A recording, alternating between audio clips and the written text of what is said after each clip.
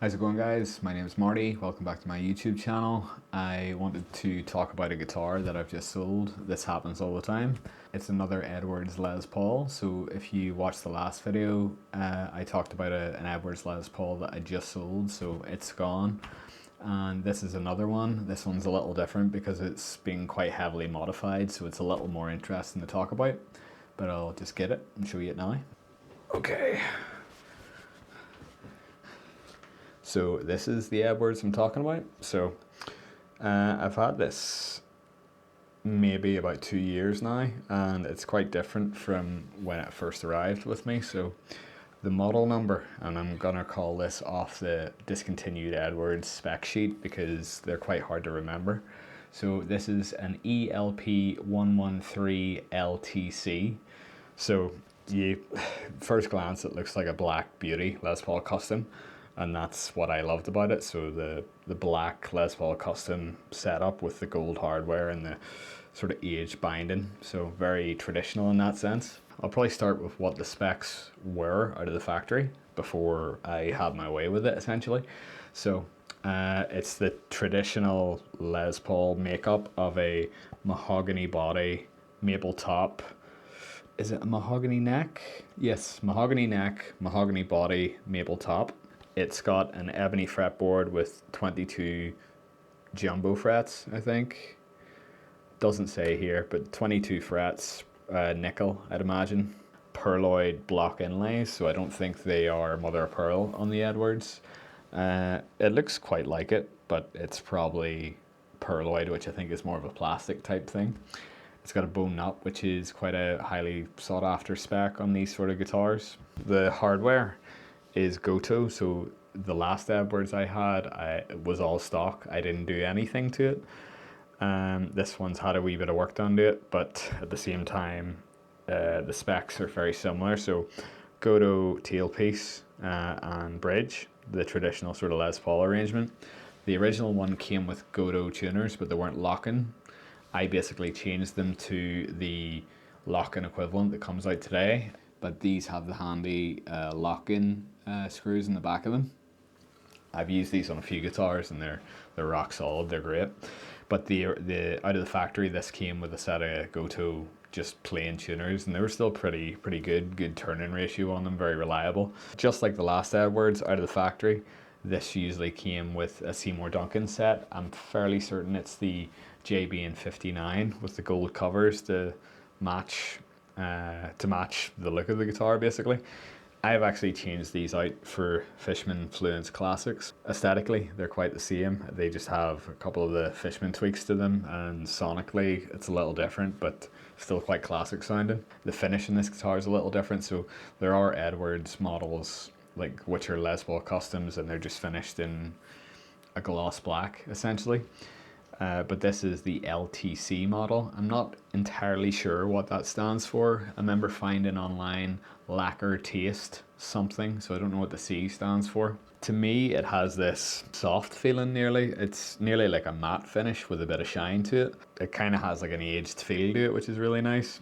It's quite reminiscent of the vintage white Les Paul that I had in my last video where I reviewed it. So I nearly feel like this is the counterpart to that, but just in black. So it has this really nice aged matte black look to it with still a bit of a shine to it. And the binding has kind of like an aged yellow to it, and it's I think they call it triple ply binding, where it has the 3 lines around each side of it. And the fretboard is also bound in the same style. Sometimes in these videos I talk about if there's anything I would change. I have changed quite a lot in this guitar, but it's more preference than anything. Like the stock guitar was really good, just the same way that previous Edwards was. I didn't change a single thing on that. So the first thing was the tuners were changed to the Gotoh lock-in ones. It just makes it really easy to restring the guitar. You just pull the string tight and lock it and then tune it up, and that's it. No winding around the posts or anything like that. It's something I would recommend a lot of guitar players doing, just if they want to make their life a little easier with restringing, but also add a bit of tuning stability. The second thing, and probably the most major, is the pickups. The Seymour Duncans were switched out to a set of Fishman Fluence Classics. Fishmans have sort of been made very popular in the last load of years. For this guitar, I wanted it to retain a classic look, but also a classic sound, but also have the versatility of the active electronics. So the Fishman Fluence Classics, from what I understand it, are meant to be their take on a JB and a 59.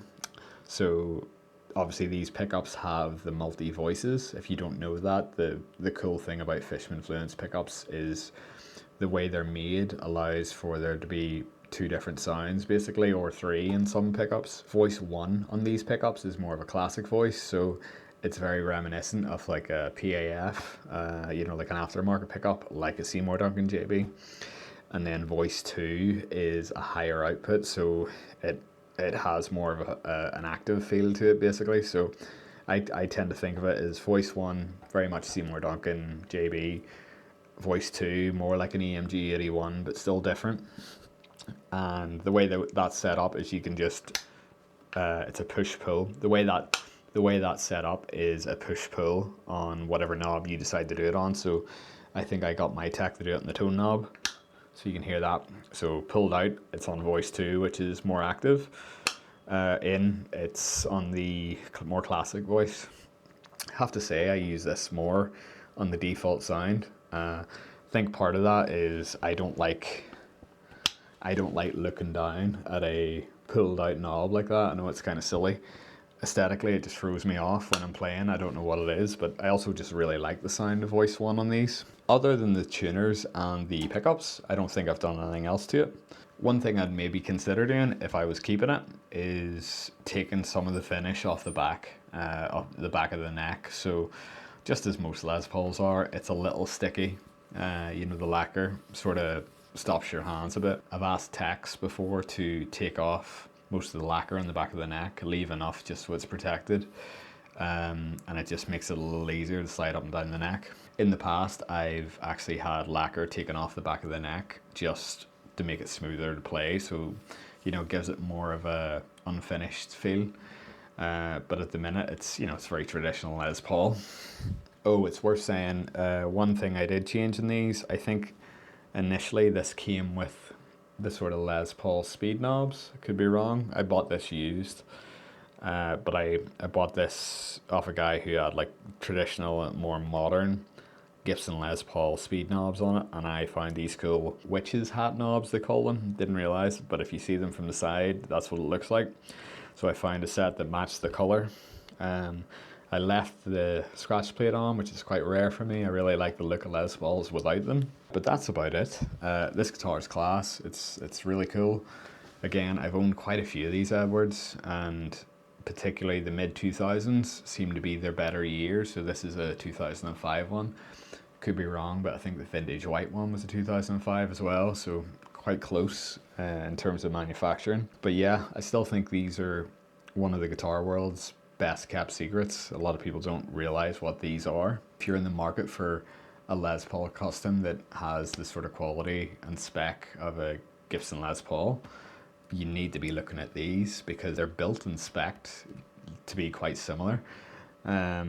I'll always say that you'll know a Gibson from an Edwards if you go between the two of them, but it's still a phenomenal guitar, and what they do with the specs is quite interesting. So you'll find a lot of inspired by runs, which Gibson will just never do, whether it's lawsuit reasons or just not, they don't want to spend the money bringing something into the market that maybe doesn't need to be there.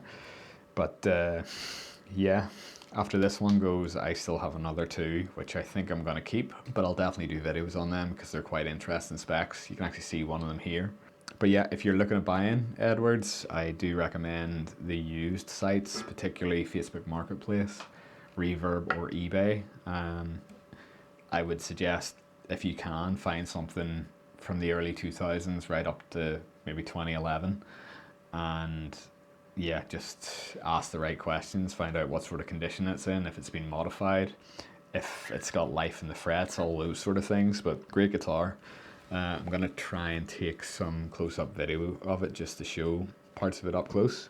If you want to hear how this one sounds, I did a one-take cover of Metallica's If Darkness Had a Sun using this guitar. It's more of a rhythm guitar thing, but I used this guitar for the whole video. Yeah, it sounds great. It's actually going off to France, so a bit of a trip across the water for someone that will be looking forward to this. One other aesthetic thing I chose to change on the guitar was when it arrived with me, I'm fairly certain it had a black pickup selector.